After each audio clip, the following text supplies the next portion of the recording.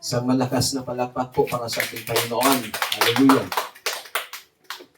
Nabasa na po yung ating pong teksto na matatagpuan po sa aklat ng 1 Samuel chapter 3 verses 1 up to 10. At ang paksa po ng mensahe na atin pong tatalakayin sa umagang ito is the call of God. Ang tawag ng Diyos. Ang context po ng atin pong teksto, si Samuel po ay isang binatilyo nung siya ay nakatira doon sa kumbento o doon sa pastoral house, doon sa kay Priest Eli, kay Paddy Eli. At si Samuel po ay tumutulong sa mga gawain ng Panginoon, sa mga gawain ni Priest Eli, doon po sa templo na kung saan ay hawak-hawak ni Priest Eli. At isang gabi na natutulog si Samuel, nakarinig siya ng boses ng sabi niya, ng tinig, Samuel, Samuel. Bumangon si Samuel at tumakbo papunta kay Priest Eli at tinanong niya, bakit po? Ang sabi ni Priest Eli, hindi kita tinatawag. Matulog ka na. So bumalik si Samuel sa kanyang higaan at nung matutulog na naman, nakarinig na naman siya ng tinig na tinatawag ang kanyang pangalan ng sabi, Samuel, Samuel. Bigla na namang tumayo si Samuel at bumangon, lumapit kay Priest Eli at sinabi niya, ano po yun? Sabi ni Priest Eli, hindi kita tinatawag. Bumalik ka na doon at matulog ka. Sa pangatlong pagkakataon, narinig na naman ni Samuel ang tinig na tinatawag ang kanyang pangalan. Bigla na naman siyang bumangon at patakbo kay Priest Eli. At sinabi ni Priest Eli, hindi kita tinatawag, matulog ka na. At bumalik ka na sa iyong higaan. And then, yung time na yan ay hindi pa kilala ni Samuel ang Diyos.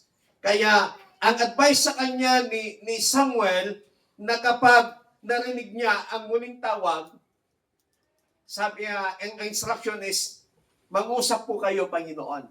So sa pauling pagkakataon, ay muli pong tinawag at natulog si Samuel. And then, narinig na naman niya yung tinig na tinatawag ang kanyang pangalan. At nung time na yon, narinig ni Samuel, ang sabi ni Samuel is, magsalita po kayo, Panginoon. Nakikinig po ang inyong lingkod. So doon po nangusap ang Diyos kay Samuel. Kaya dito po, makikita po natin dito na sa lahat ng kwento sa Biblia, ang Diyos ay tumatawag. Na hanggang sa panahon po natin ngayon, ang Diyos ay tumatawag. He calls out our name. Kung ano yung tawag, kung ano yung pangalan natin, yun po ang pagtawag sa atin ng Panginoon. Hindi po yung palayaw po natin ang tinatawag ng Diyos. Yun pong pangalan po natin. Amen. Kasi kung yung palayaw, ang pagtawag sa atin ng Panginoon, kapangit paano pagpangit yung palayaw natin? So parang kapangit tingnan. Pero ang Biblia, sinasabi niya na He calls people by their name. Kung ano yung nakarehistrong pangalan po natin, yun po ang pagtawag sa atin ng Panginoon. Marahil sabihin po natin, paano nalaman ng Diyos yung pangalan ko? Alam ng Panginoon yung pangalan po natin because He is an all-knowing God. Siya ang Diyos na makapangyarihan at siya ang Diyos na nakakaalam ng lahat ng bagay. And the call of God invites ordinary people into His divine purpose. Ang Diyos ay tinatawag niya yung mga ordinaryong tao para gawin kung ano yung layunin ng Panginoon sa kanila pong buhay. But today, we will consider how God calls and how we should respond. Uunawain po natin ngayon kung papaano po tumatawag ang Panginoon at kung papaano po tayo nagre-respond. And we must understand how God calls, help us know how we should respond. Kapag naunawaan po natin kung papaano tumawag ang Panginoon, then doon natin makikita, doon natin maunawaan kung papaano tayo mag-response doon sa tawag ng Panginoon. Number one, na nature ng tawag ng Diyos is God's call is personal. Ang tawag ng Diyos ay personal. Tinatawag tayo ng Panginoon individual. Personal po yung pagtawag sa atin ng Diyos. God calls individuals by name. He knows where we are and how to reach us. Alam ng Panginoon kung nasaan tayo at alam ng Panginoon kung papaano niya tayo i-reach out. Marunong ang Diyos. He is all-knowing God. The call came through Scripture. The call of God is through prayer. And the call of God through circumstances. And the call of God through our friends. Sometimes tinatawag tayo ng Panginoon sa mga magitan ng kanyang mga salita. Sometimes tinatawag tayo ng Panginoon sa pamamagitan ng ating panalangin. At sometimes tinatawag tayo ng Panginoon sa pamamagitan ng mga sirkumstansya na nangyayari sa ating mga buhay sapagkat minsan ang tao ini-ignore niya ang tawag ng Panginoon sa kanya kaya ang Diyos gumagawa ng paraan upang ikaw ay kanyang i-reach out, upang ikaw ay kanyang maabot. Iwan ko kung naranasan po ninyo na sa gabi o sa isang araw o sa isang pagkakataon na parang may tumatawag sa pangalan mo. Parang may narinig ka na may tumatawag sa'yo. Sino pong naka-experience ng ganon? Ako ilang beses kong na-experience ng ganon na parang may sumisigaw sa akin na tinatawag yung ating pangalan. Minsan, sasabihin ko sa mga kasama ko, sinisinyasan ko, tinatawag mo ako? Sasabihin nila, hindi. Minsan may nilapitan na akong tao. Tinatawag mo ba ako, sir? Narinig ko kasi tinawag mo yung pangalan ko. Hindi. Pero kung alam mo kung paano tumawag ang Panginoon, at kapag nangyari yun sa'yo, at kapag narinig mo yun, then, nilapitan mo yung mga tao na akala mo tumatawag sa'yo, hindi ka nila tinatawag, sa paghuling pagkakataon na marinig mo yung tinig, na parang may tumatawag sa pangalan mo, sabihin mo, Panginoon, ano po yun? Nandito po ang iyong lingkod, nakikinig po, ano ba ang iyong sasabihin? Sometimes, ang Diyos nangungusap sa atin, tinatawag niya tayo sa mga sirkumstansya ng ating mga buhay. Padadaanin tayo ng Panginoon ng iba't ibang problema, padadaanin tayo ng Panginoon ng iba't ibang pagsubok. But sometimes, ini-ignore natin yun. Sometimes, God calls us through our friends. Sa pamamagitan ng ating mga kaibigan. Pero minsan, ini-ignore natin yun. Kaya nga ang sabi ng Biblia sa John chapter 10 verse 27, My sheep hear my voice. Ang aking mga tupa, kilala nila, alam nila ang aking tinig. Sino pong may mga alagang aso dito? Pag ikaw ay may alagang aso, alam ng aso mo yung tinig mo. Pag tinawag mo yung aso mo, alam niya na tinatawag mo, lalapit yan. Pero pag ibang aso yon, kahit tawagin mo yon, kasi hindi kanya amo, hindi kanya boss, hindi yung lalapit sa'yo. Pero kapag alaga mo yung asong yan, alam niya bawat yapak ng paa mo, pati pa'y angot mo, ang muna day taaso. Iso nga no makakita tayo, no pumanaw ka tapos sumangkot ka, gibalayo, kas nagbagtit, giaso nga sumabat kanya nga di na mo aramidan na. Kasi tuwang-tuwa siya na dumating yung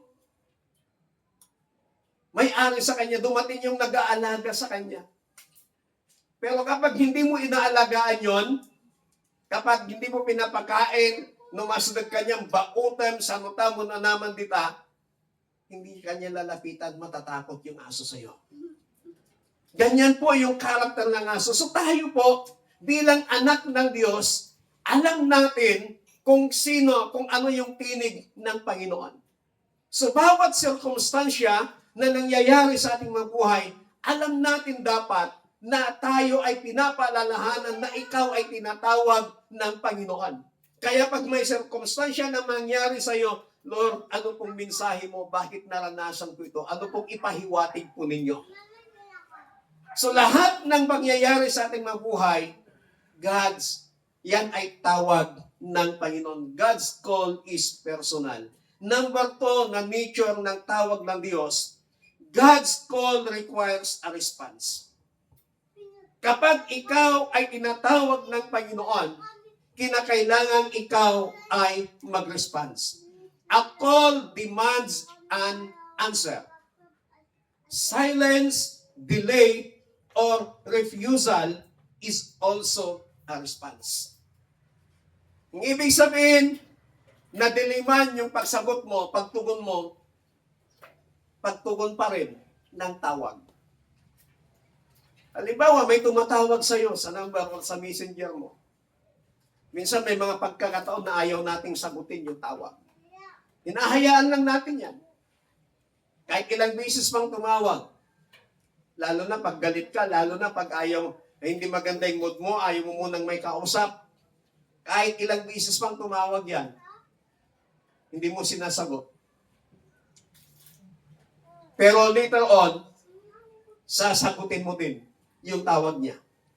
Minsan pa nga, hindi mo sasagutin yung tawag, kundi ikaw ang magre-return call sa kanya. Sometimes, pag tayo tinatawag ng Panginoon, hindi tayo nagre-response. Pero kapag nakita po natin, naramdaman po natin na may mga insidente, may mga sirkumstansya sa ating mga buhay na inignore natin yung tawag ng Panginoon, tayo na ang tumatawag sa Diyos. Tayo nang nagre-reach out sa Panginoon. Makikita po natin dito sa Biblia, si Samuel, ilang beses narinig niya yung pangalan niya na tinatawag. Akala niya tinatawag siya ni Priest Eli. Bumangon at lumapit siya kay Priest Eli. Pero ang sabi ni Priest Eli sa kanya, hindi kita tinatawag. And then, yung huling pagkakataon na narinig niyang tawag ng kanyang pangalan, ang sabi ni Samuel, "Here I am, Lord." Nandito pa ako, Panginoon. So makikita po natin na sa 3 beses na sunod-sunod, hindi tumugon si Samuel, but sa pangahuling pagkakataon, tumugon pa rin si Samuel sa calling ng Panginoon sa kanyang buhay. Pangalawa po na makikita pa natin, si Isaiah. Ang sabi ng Diyos, sino ang aking isusugo para magbigay, may padala ang aking mensahe sa Israel? Wala pong tumutugon. But isang tao ang tumayo at ang sabi niya, "Here am I, Lord, send me." Nandito ako, Panginoon, sabi na Isaiah, isugo mo ako. During that time, naghahanap ang Panginoon ng mga propeta para padalhan niya ng mensahe, gagamitin niya para magbigay ng mensahe, magbigay ng babala sa mga Israelita, sa bansang Israel. Dahil ang bansang Israel ay napakatigas ang kanilang mga puso. Napakatigas ang kanilang mga ulo. Although na ilang beses na nilang naranasan kung gaano katapat, kung gaano kadakila ang Panginoon sa kanilang mga buhay, still nagiging masuway pa rin sila sa Panginoon. Masaway pa rin sila sa Diyos.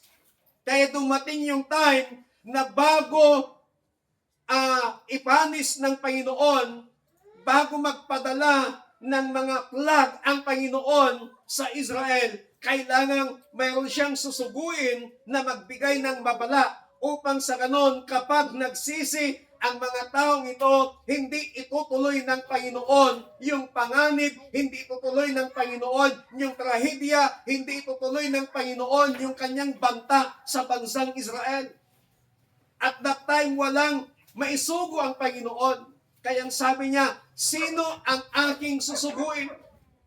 Wala pong tumatayo, wala pong nagre-response, but isang tao na ordinaryong tao lamang, si Prophet Isaiah, at tumayo ang sabi niya, "Here am I, Lord, send me." Noong nag-respond sa Isaiah sa tawag sa kanya ng Panginoon, makikita po natin kung paano ginamit ng Diyos si Isaiah. Binigyan ng Panginoon ng mga pangitain, mga vision si Isaiah kung anong mangyayari in the future. Kaya nga, naipahayag kay Isaiah na maipapanganak ang isang sanggol sa pamamagitan ng isang berhen na babae. Sa Isaiah chapter 9 verse 6, ipinahayag yun ng Diyos kay Isaiah. At ang naging katuparan ng pahayag na yun kay Isaiah ay doon sa Book of Matthew. Ilang taon ang lumipas? 100 years ang lumipas bago nagkaroon ng katuparan yung pahayag ng Panginoon. Bakit nagkaroon ng katuparan? Bakit naipahayag ng Diyos na mangiisisilang ang isang sanggol na tatawaging Prince of Peace, na tatawaging tagapagligtas ng sanlibutan? Bakit naipahayag yon? Because meron pong nag-response sa calling ng Panginoon. Kapatid, sa umagang ito, kung magre-response ka sa tawag ng Panginoon sa buhay mo, magbibigay siya ng mensahe sa iyo para ipahayag mo sa mga tao. God's call requires a response. Marahil hindi ka mag-response kaagad, pero may isipan mo, magre-response ka. Tutugon ka sa panawagan ng Panginoon. Still, that is answer. Tugon pa rin yan sa tawag ng Panginoon. Pero wag mo nang patagalin, wag mo nang antayin na mas malala pa ang mangyari sa buhay mo bago ka tumugon sa panawagan ng Panginoon sa buhay mo. Meron po isang tao na nag-chat sa akin. Maraming taon nang lumipas. Hindi ko na rin maalala ang mukha ng taong ito. Sabi niya sa akin, "Praise God, Pastor, nahanap ko rin ang Facebook mo. Kumusta na po kayo?" Hindi. Ang tagal ko bago nag-response. Sabi ko sa kanya, "Mabuti naman po ako by God's grace. Kayo po kumusta? Saan po pala tayo nagkakilala?" Sabi niya, "Pastor, salamat sa buhay mo. Isa ka sa ginamit ng Panginoon para makarinig ako ng salita ng Panginoon. Ako po pala yung isang nakakulong noon sa Gimba, District Jail. At dahil sa pangangaral mo ng salita ng Diyos sa loob ng kulungan, nabago ang buhay ko ngayon, isa na po akong pastor." Noong nabasa kong yon, umiyak po ako. "Sino ka doon?" Sabi ko sa niya. "Ako po yung laging kasama ni Mayor." Meron po kasi silang Mayor sa loob ng kulungan. "Ako po yung kasama ni Mayor. Pag dumarating po kayo, ako po yung may hawak ng gitara." "Oh, praise God!" Kako sa kanya, "Naalala ko na. Kumusta nang yung kaso?" Sabi ko sa kanya. Yung isa ko pong kaso, serve sentence. Yung isa po ay napawalang sala po ako. Ngayon, isa na po akong pastor. Dahil po sa salita ng Panginoon na inyo pong ipinapangaral noon, binago ng Diyos ang buhay ko. Nakaranas ako ng milagro ng Panginoon. Na-dismiss yung aking kaso. At ngayon, isa na rin po akong pastor ngayon. So, yung calling sa kanya ng Panginoon, yung pagtugon niya sa tawag ng Panginoon, inantay pa niya na makarating siya sa kulungan para doon siya tumugon sa calling sa kanya ng Panginoon. Kung wala na pong ginamit ng Panginoon na mangaral ng kanyang mga salita doon sa loob ng kulungan, baka hindi po nakarinig ng salita ng Panginoon ito. Ang sabi ko sa kanya, "Kumusta si Mayor?" "Pastor, binahin na po siya sa munti." Kaya mula noon, wala na akong balita. Pero ang magandang balita po doon, meron pong tao na tumugon sa panawagan sa kanya ng Panginoon. Kaya kapag may nakakausap ako ngayon na nasa loob ng kulungan, kinakausap ko sila, kumusta po kayo dito? Nag-hearing na ba kayo ng inyong mga kaso? Hindi pa po, sir. Lagi kong sinasabi sa kanila, huwag kayong mag-alala, lagi lang kayong tumawag, lagi lang kayong manalangin sa Panginoon habang buhay may pag-asa kayo. Kaya lang paglabas ninyo dito sa loob ng kulungan, kailangan magbago na kayo at huwag nyo nang balikan yung mga bagay na ginawa ninyo, bakit kayo hinuli ng batas. Marahil kayo ay hinuli, hinayaan ng Panginoon na hulihin kayo ng batas kasi dito sa loob ng kulungan, wala kayong ibang aasahan, wala kayong ibang gagawin, kundi makikinig sa pangangaral ng salita ng Panginoon.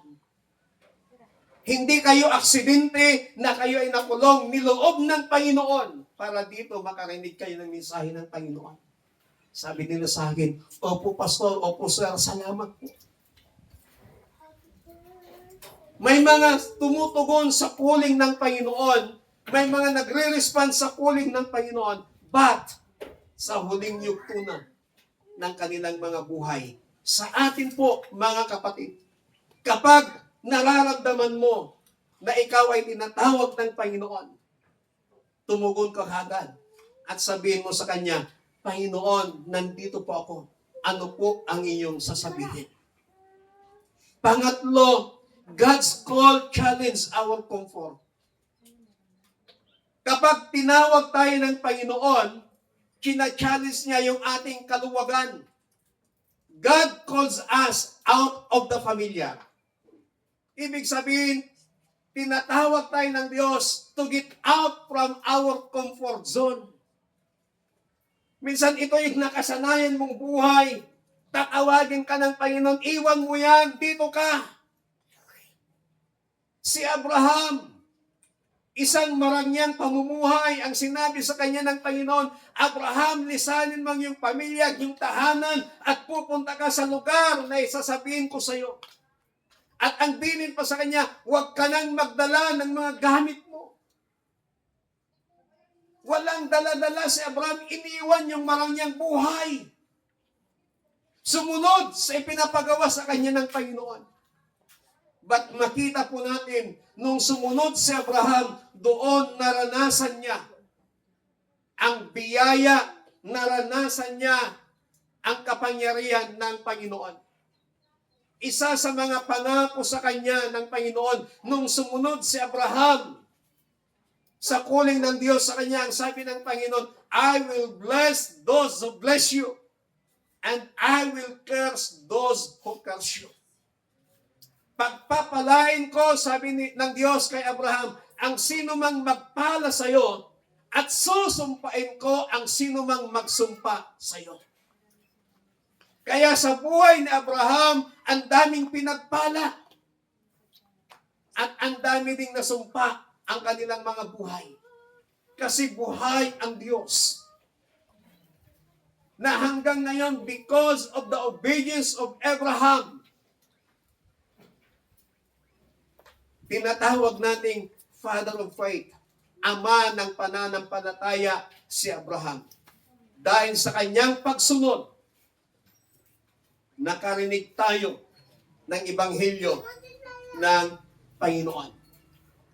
At alam po ba natin that Abraham is next to Jesus because of his obedience to God.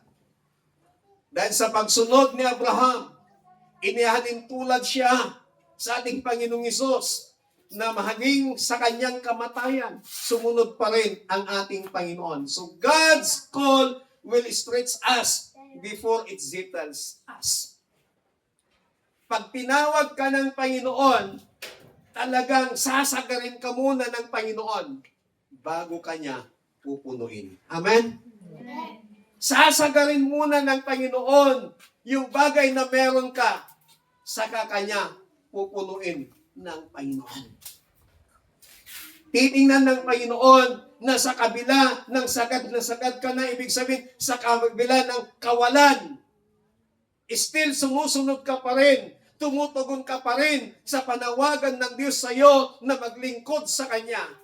Then doon mo mararanasan kung paano ka pagpapalain ng Panginoon. Magugulat ka na lamang, wala ka namang trabaho, wala ka namang monthly income, wala ka namang ginagawa, pero bakit ka nabubuhay hanggang ngayon? Because of the grace of God. Habang tayo po ay tumutugon sa panawagan ng Diyos to serve Him, na naglilingkod tayo sa Panginoon, sumasamba tayo sa Diyos. Kahit walang-wala ka, kahit walang-wala tayo, still sumasamba ka, naglilingkod ka sa Panginoon, then mararanasan mo, mararamdaman mo kung paano ka pagpapalain, kung paano ka i-bless, kung paano ka ingatan ng ating Panginoon. God's call challenge our comfort. Sinusubukan ng Panginoon yung ating kaluwagan. Sinusubukan ng Panginoon yung ating karangyaan.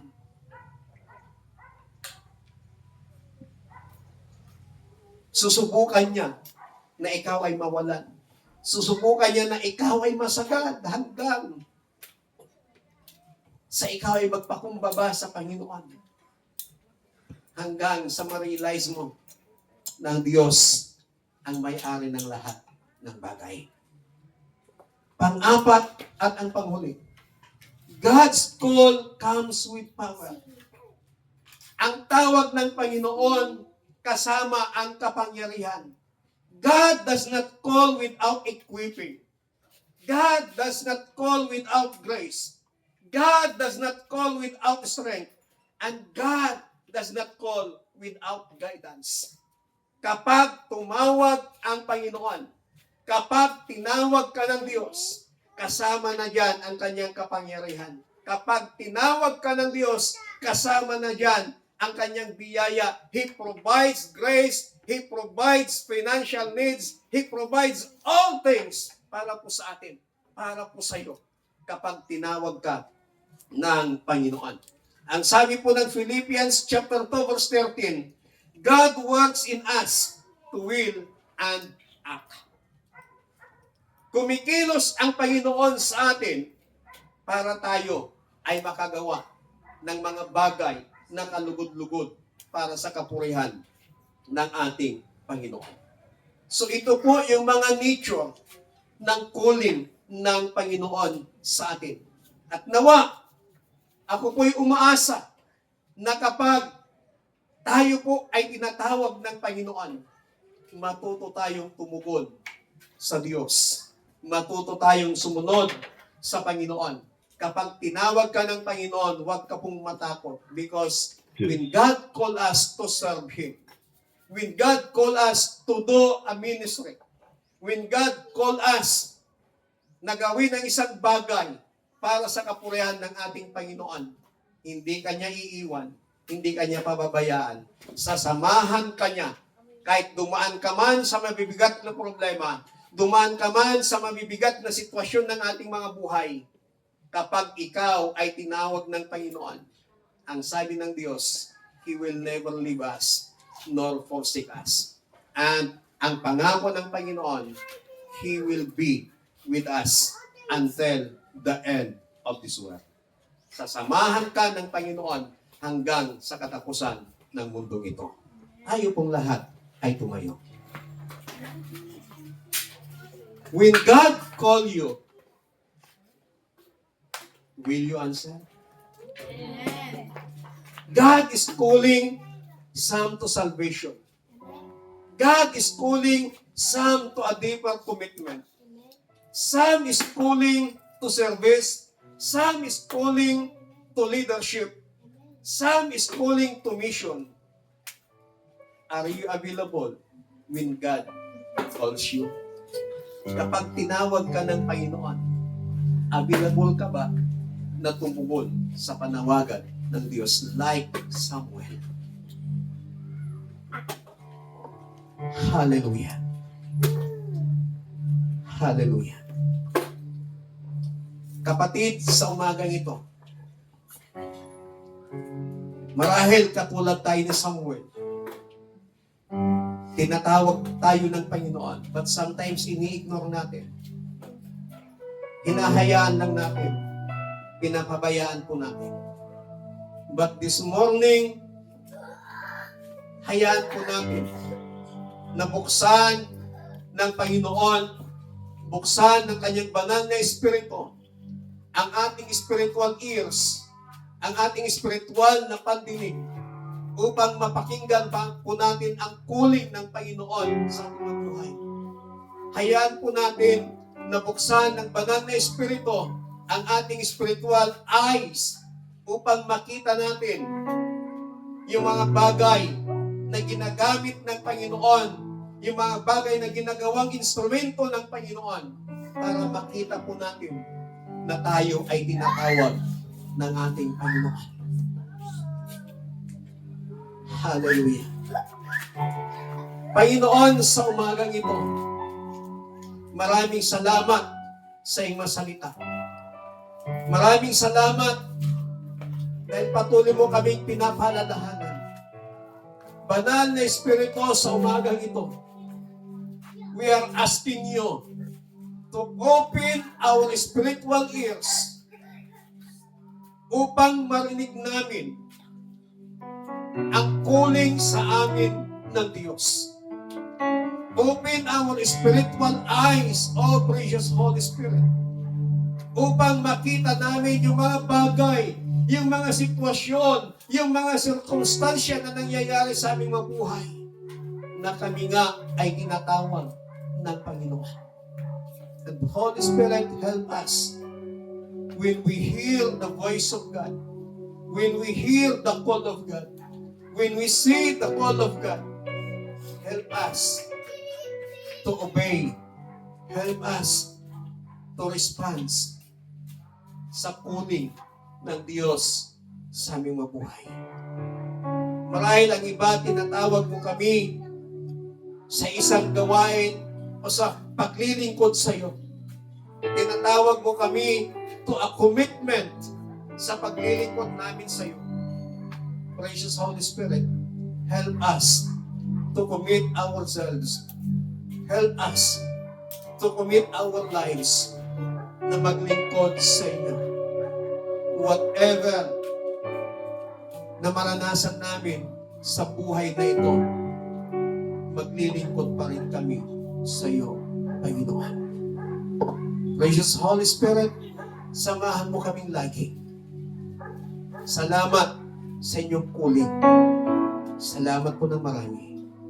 We give you all the glory, honor, and thanksgiving. In Jesus Christ, mighty name we pray.